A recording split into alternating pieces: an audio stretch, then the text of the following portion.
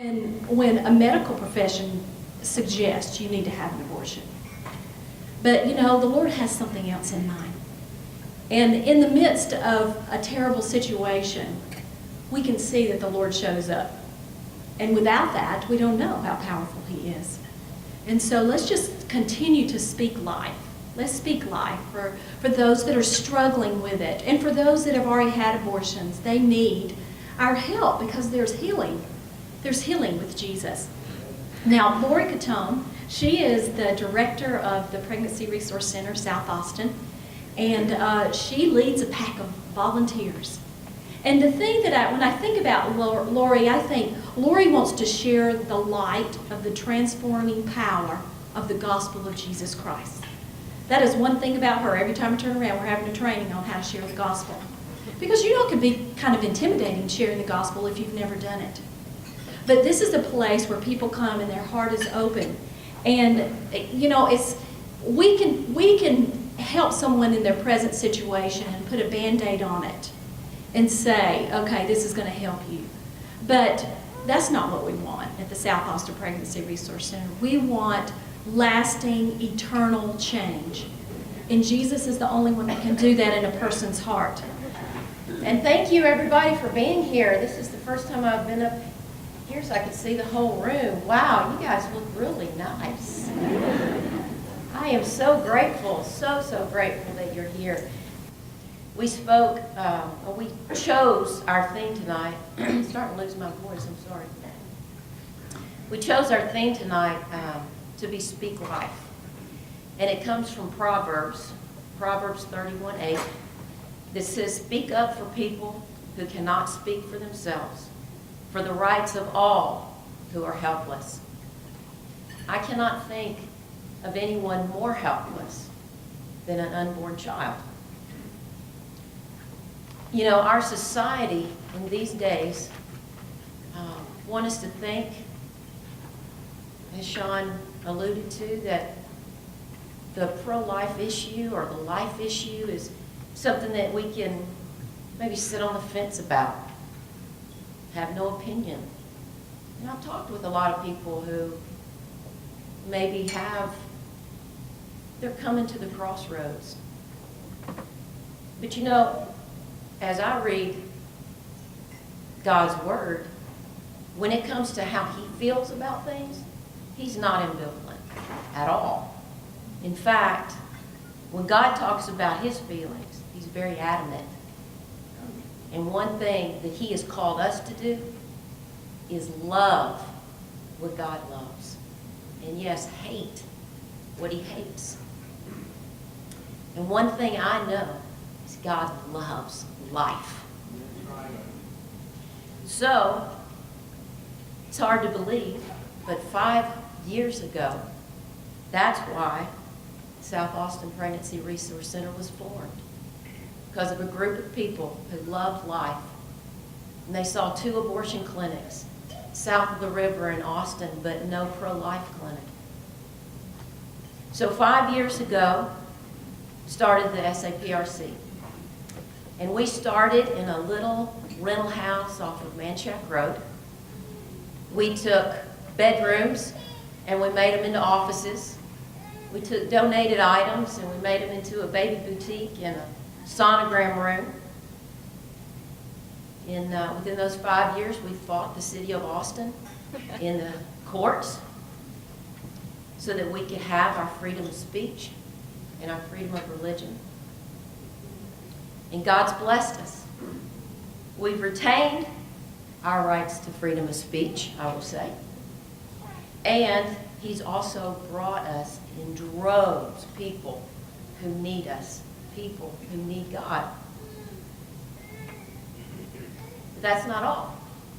Because of your generous support, we were able to buy that little old house on South Manchac. And we were able to completely renovate, expand it with all cash, under budget, I might add.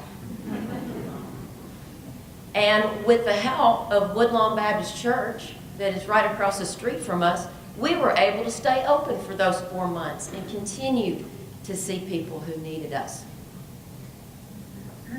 Well, with all of that, we are now have a beautiful, brand new refuge for people who need us. And I would just want you to personally take this as an invitation. Please come by the center anytime, because I'd love to show it off. Because it's just showing you what God's done. Last year, we stood up here and we asked you to help us expand because we were seeing more and more clients. You did it, and I thank you.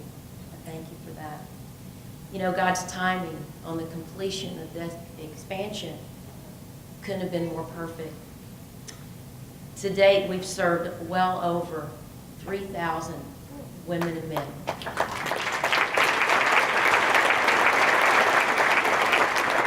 We've seen over 2,100 babies born, and at least 83% of those who are abortion-minded that come into our center do choose life for their baby. And this is an ever-changing number, so it's even different from your program of just a couple weeks ago. But as of today, over 1,050 people have received Christ because that's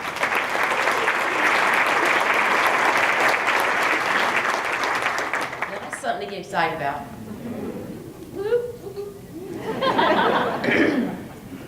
So when I think about the center, I think about Proverbs 18:21. It says the tongue has the power of life and death. And we understand that at the SAPRC. So we take every opportunity to speak life to everyone that's coming in.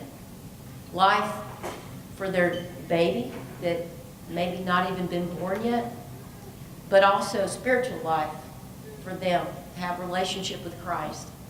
Because, you know, Christ died for all of us. And salvation is but a belief away.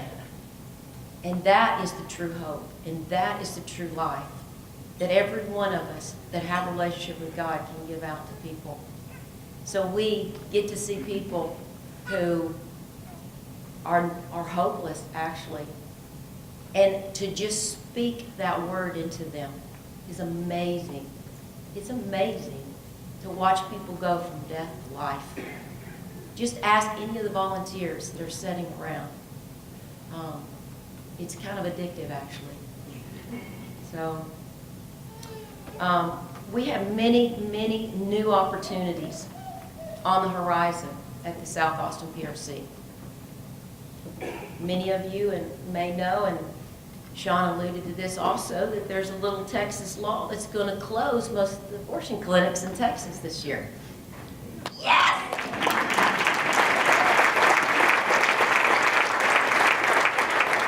Now let me tell you, when that happens, we're just getting warmed up because we're going to be needed more than ever. Let me ask you, where's that young woman who's full of fear, thinking she might be pregnant? Where's she going to go? Where will that young couple turn when they need to know what their options are? We want the center to be their first choice, and it can be. With our new facility, we're researching more and more possibilities. One of them is to have limited medical services so that we can have STD testing, thus reaching more of the men, thus reaching more lives and babies. So I could stand up and whoever does know me, you know I can stand here and I can tell you a lot of stories. And they're amazing, God stories. But for the sake of time, I'm not going to do that. What I am going to do is I'd like to introduce you to a couple that I've grown very close to and I love very much. I met them a little over a year ago, and they actually came in as a client. And tonight, they have graciously agreed to share their story. So I would like for you guys to welcome warmly my friends, Tom and Nazarena.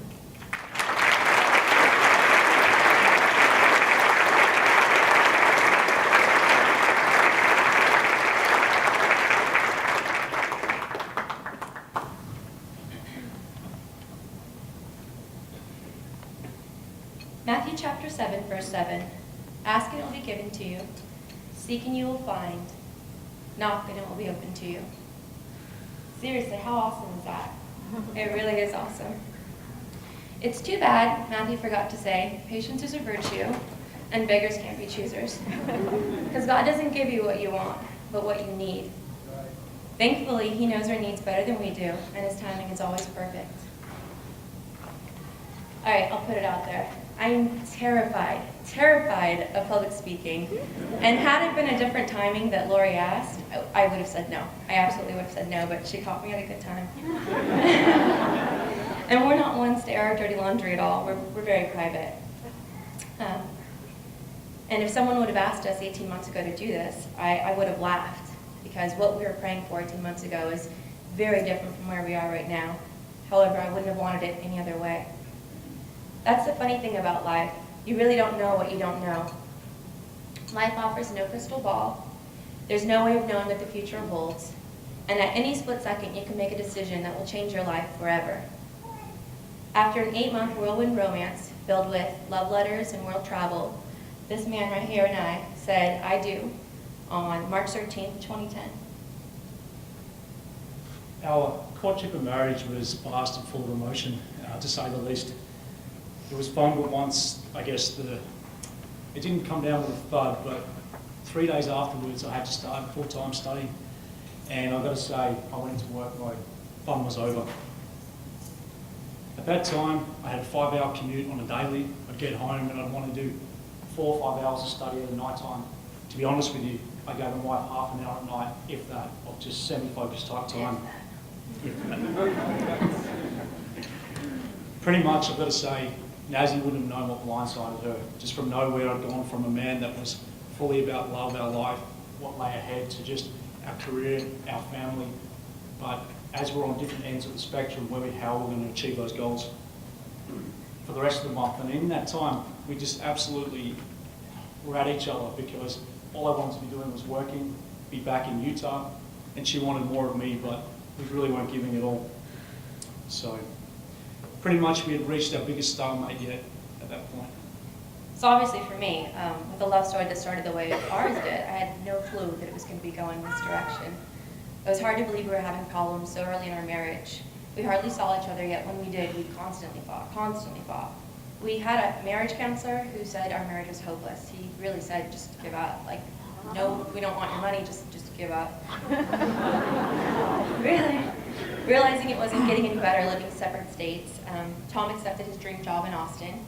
I went kicking and screaming, thinking that maybe this would be our last chance to make things work out. That if I gave up everything to support his dreams, that he'd actually come around and be the husband I thought he was going to be. This was our Hail Mary, like our last ditch effort, like this has to work or we're not going to work.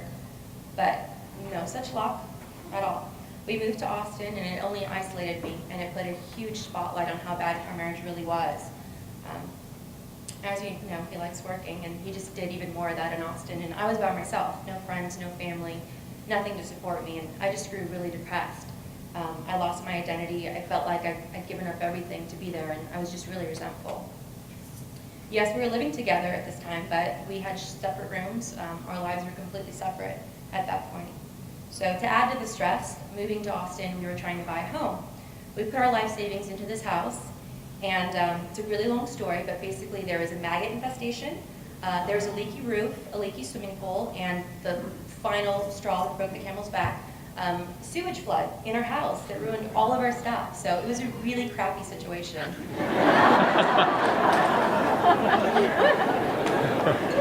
Needing a break from all the chaos, total chaos, I booked a flight back to California for some fun.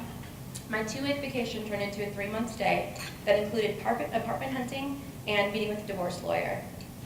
Tom didn't seem to mind either. We had hardly talked. We'd go days and days without speaking. My mom would actually have to remind me, did you call Tom today? Did you talk to your husband? But I was just really over Austin, and I was over Tom. After 2 years of a lonely marriage, I was done with it. I was ready to go back to my old life. So with the courage to divorce him once and for all, I came back to California to basically just file divorce papers and pack my things. Absolutely. Nazi returned from her hiatus a complete, much stronger and empowered woman from her beloved San Francisco. in the back of my mind, I knew that divorce was really on the cards, and I almost thought it would be the best scenario possible, but to be honest with you, I didn't want to face it. I didn't want to have a loss under my belt, not just for pride, but inside my heart, there was a lot of love, but we just really grown apart. And so the timing it just wasn't there. So in my mind, I was honestly hoping just a bit more time, maybe a win here or there in some way or form, and she'd forget about it. But a couple of weeks after Nazi returned, she really came down with some cold and flu-like symptoms, which kept her bedridden. And to be honest with you, Nazi's quite the hippie. She really doesn't like Western medicine. She went back and really relied on her grandmother's Mexican potions. She wouldn't see a doctor. And she allowed some NyQuil and Dayquil just in order to help her sleep. But 4 weeks after this, she caved in and went and saw a doc. I remember it like it was yesterday. My doctor told me that my flu was actually severe morning sickness. She was worried that the pain I had was caused by an ectopic pregnancy, and she immediately had me rushed to another doctor. Now, to say I was shocked is really an understatement. I was in complete denial. I told her it just wasn't possible.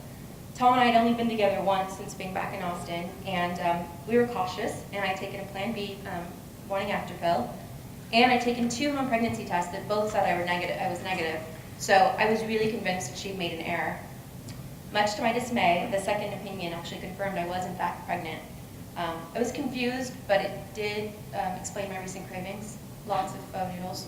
So that night at the local Vietnamese restaurant, having my daily pho fix, Tom called and he asked what I was doing. I said, I'm having some soup. Come over and meet me if you want.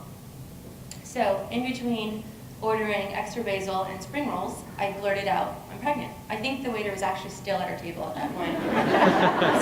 So he's pissed off and has as much denial as I am. And not once did we talk about how amazing this child could be or how happy we'd be with this child. We just kept saying, God, kids are expensive, and like, geez, they take up so much time, and like, this just isn't gonna work, it wasn't for us. So we're not heartless or anything, I just gotta put that out there. It's just, I have, 9 nieces and nephews, and I'm a great aunt to 6 more of them. So there's a lot of babies running around. Like, Christmas is very expensive. So it just wasn't something that we wanted, we didn't want that. And being a mom wasn't on my radar, but Tom absolutely didn't want to be a father. Like, he made that very clear. So. Yeah. I think when she first told me, first thought it was a 4-letter word, which I won't repeat to you, ladies and gents. I was in complete frustration and disbelief. It hit me like a ton of bricks. And to be honest with you, the next articulated thought was get an abortion, straight up. As easy as just having a sip of water, having a piece of cake or whatnot just now. That's what I said. And I really haven't had it. I never did have a paternity push ever. And honestly, when I was in the army, I joked about having a vasectomy when I was in my 20s, just because. So he initially wanted an abortion. I felt guilty about it. I definitely wanted a divorce, but I wanted this child, But we'd never wanted kids, and with divorce on the horizon, we couldn't imagine raising a child in a broken home. But even more than that, our biggest concern was we didn't know if the baby was going to be healthy. The doctors had actually said there could be some issues because I'd taken the morning after pill and because I'd taken so much NyQuil and Dayquil, and I was just kind of dosing up to sleep. I didn't know how much I'd taken, and she was really concerned that there would be an issue. So Texas law requires that women first get an ultrasound and then wait 24 hours before actually getting an abortion. I went online to find places to get this ultrasound and get some more information, and basically just wait out the 24 hours. Most of the sites I found were extremely pro-life and seemed overly religious. Sorry, they did. Normally, that would be great, but at that moment, that was like talking to my mom. That was the last thing I wanted. I felt so guilty. Yeah. When we went there, as Nazi said, we've already put a line in the fence down the road, and I was on the other side. I thought I could play the game. I thought I could be spoken to, I could wait the 24 hours and we could get an abortion. And as Nazi said, Linda was extremely kind, understanding. Your religious conviction and moral fibre was outstanding, Linda. Absolutely. And she was the best advocate for our unborn child. At one stage, Nazi's guilt manifested into a bit of verbal rage towards Linda. She sort of said, please don't judge me. Don't make us feel bad for what we want to do. Pretty much putting it in. But I had to squeeze Nazi's leg and say, honey, relax. This is the first time I've ever seen Nazzy get so worked up, because it was just such an emotional time for us standing there, sitting there, and just looking at someone who was talking about her family and what could be there and what the centre does. It really hit us very hard.